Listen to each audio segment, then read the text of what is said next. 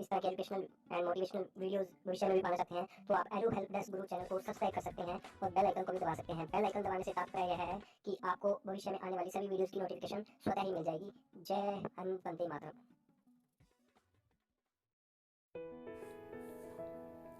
नमस्कार दोस्तों, English Vinglish part 5 introduction tips second part लेकर फिर हाजिर हैं आपके पास। उम्मीद करते हैं कि आपने पिछले 4 पार्ट्स का अच्छे से अध्ययन किया होगा। चलिए शुरू करते हैं इंट्रोडक्शन की अगली कड़ी। अब हम फैमिली बैकग्राउंड के बारे में थोड़ा आगे बढ़ते हैं। पिछला हमने फैमिली बैकग्राउंड में माता पिता को कवर किया था। आगे चलते हैं, अब हम अपने बहन भाइयों के बारे में बताएंगे। तो आपने सबसे पहले बोलना है आई हैव 2 सिबलिंग्स। इसका मतलब क्या है सिबलिंग का? बेसिकली सिबलिंग में होता है भाई बहन। भाई बहन को इकट्ठा सिबलिंग में कवर किया जाता है। तो यदि आपके 2 भाई बहन हैं या जितने आपके अलावा हैं तो आपने बोलना है आई हैव 2 सिबलिंग। यदि आपने खुद को इंक्लूड करना है, खुद को शामिल करके बोलना है, तो आपने वी आर का प्रयोग करना है, वी आर 3 सिबलिंग। ऊपर वाले सेंटेंस का मतलब है कि आई हैव 2 सिबलिंग्स, मतलब मेरे 2 भाई हैं या 2 भाई बहन हैं। नीचे वाले का मतलब है कि वी आर 3 सिबलिंग, 3 भाई बहन हैं। तो उसके बाद आपने आगे चलना है टॉक अबाउट माई हॉबी, कि यदि हम अपने शौक की बात करें तो क्या होगा। I like dash very much, मुझे डैश करना बहुत पसंद है। डैश में क्या भरेंगे? Painting, listening music, writing stories, playing cricket. इस तरह से भी कर सकते हैं। यदि आप थोड़ा सा फॉरवर्ड जाना चाहें, यदि कॉलेज के बच्चे हैं, तो आप dash is my hobby, playing cricket is my hobby, painting is my hobby, listening music is my hobby, reading story books is my hobby. तो ऐसे भी कर सकते हैं। चलिए आगे चलते हैं। Talk about my strength and weakness. मैं ये कहना चाहूँगा कि 10वीं कक्षा के बाद बच्चे इस पॉइंट का प्रयोग करें। 10वीं कक्षा से नीचे आप इस पॉइंट को स्किप करके भी आगे बढ़ सकते हैं। तो आपकी स्ट्रेंथ क्या होती है? आपकी ताकत। वीकनेस क्या होती है? आपकी कमज़ोरी। दोनों ही जो आप प्रयोग करेंगे, यह आपके जो सामने वाले हैं उसको पॉजिटिव लगना चाहिए। आपका वो गुण का होना, चाहे आपकी कमज़ोरी है चाहे आपकी ताकत है।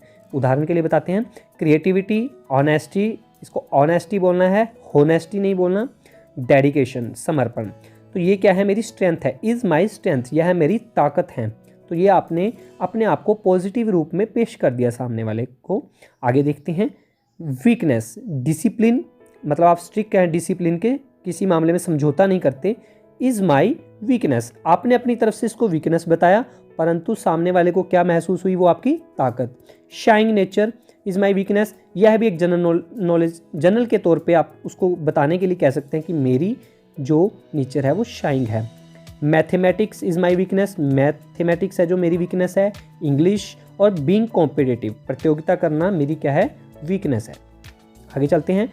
Talk about my aim. जब अंत में आप क्लोजिंग करने जा रहे होते हैं तो लास्ट में आप अपना एम भी बता सकते हैं। अंत में I want to become dash in life, मैं क्या बनना चाहता हूँ लाइफ में?